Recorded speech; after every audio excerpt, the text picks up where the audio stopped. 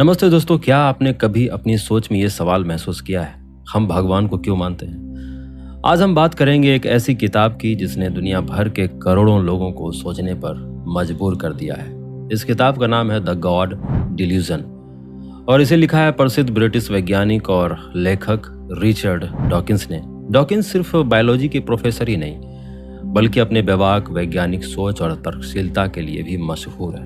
The God delusion पहली बार 2006 में छपी थी और तब से लगातार ये किताब चर्चा में रही है। इस किताब में डॉकिंस पूछते हैं, क्या सचमुच भगवान है या बस हमारा विश्वास और कल्पना है?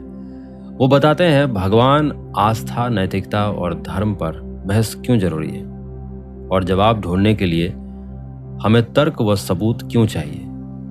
इस वीडियो में यही बातें करेंगे, तो चलिए इस रोचक विचार यात्रा की शुरुआत करते हैं। पहला है भगवान, कल्पना या सच्चाई।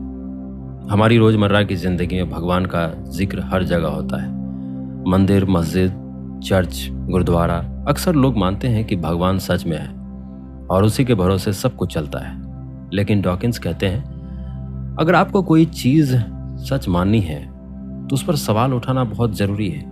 जब एक बच्चा अंधेरे में भूत से डरता है, उसने भूत कभी देखा नहीं है मगर उसे मानता जरूर है। उसी तरह भगवान के बारे में भी हमें पहले गहराई से शोध करनी चाहिए, जैसे डॉक्टर इलाज से पहले जांच करता है। डॉकिंस का कहना है ईश्वर का दावा बहुत बड़ा है, इसीलिए इसके लिए पक्के और साफ सबूत चाहिए, सिर्फ भरोसा नहीं। दूसरा है, क्या भगवान का कोई सबूत है? लोग कई बार कहते हैं दुनिया इतनी सुंदर है, इतनी जटिल है, कोई ना कोई बनाने वाला तो जरूर होगा। जैसे घड़ी अपने आप नहीं बन सकती, वैसे ही दुनिया भी नहीं। लेकिन डॉकिंस बताते हैं डार्विन के विकासवाद के अनुसार पेड़ पौधे, जानवर, इंसान, ये सब धीरे धीरे लाखों सालों में अपने आप विकसित हुए हैं। जैसे एक बीज से खुद पौधा उगाता है, उसी तरह प्रकृति की हर चीज कानून के हिसाब से अपने आप बन सकती है। इसीलिए हर बार किसी भी सवाल का जवाब भगवान ने किया मान लेना वैसा ही है जैसे गणित का हल किए बिना सीधा लिख देना उत्तर भगवान है।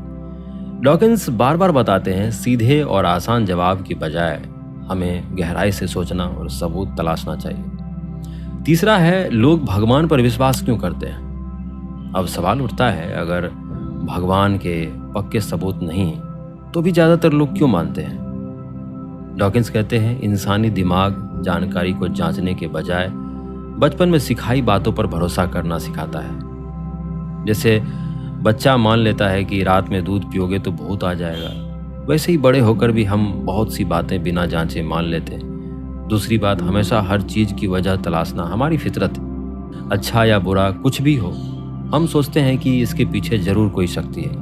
पर डॉकिंस कहते हैं, अच्छाई बुराई समझने के लिए भगवान जरूरी नहीं, परिवार, दोस्ती, समाज और हमारी इंसानियत ही हमें सिखाती है क्या सही है क्या गलत।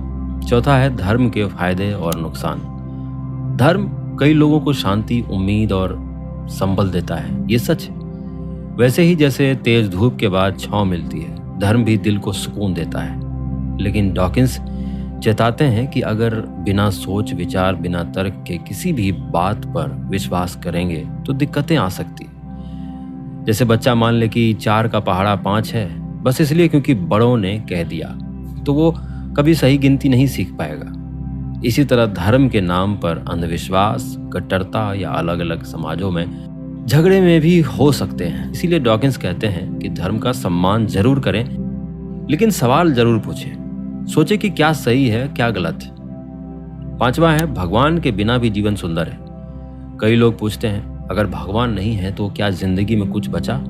डॉकिंस का जवाब है, जिंदगी की खूबसूरती विज्ञान, रिश्तों, प्रेम, सीखने और खोज में है। सोचिए, जैसे क्रिकेट में ट्रॉफी जीतने से ज्यादा मजा कभी कभी दोस्तों के साथ खेल में, सीखने और हंसी मजाक में आता है, वैसे ही जिंदगी का असली मतलब है हर पल को सीखना, समझना और नई चीजें खोज पाना। हर दिन कोई सवाल करना, कोई जानकारी जुटाना, यही असली इंसानियत है। जरूरी नहीं कि कोई ऊपर से अर्थ दे, हम खुद अपनी जिंदगी को अर्थ दे सकते हैं। तो दोस्तों, द गॉड डिल्यूजन हमें सिखाती है कि हमेशा सवाल करो, तर्क करो, इंसानियत और अपने अनुभव से सीखो और जिंदगी को खुलकर जियो। अच्छा बनने के लिए भगवान का डर नहीं, बल्कि सही सोच और तर्क जरूरी है।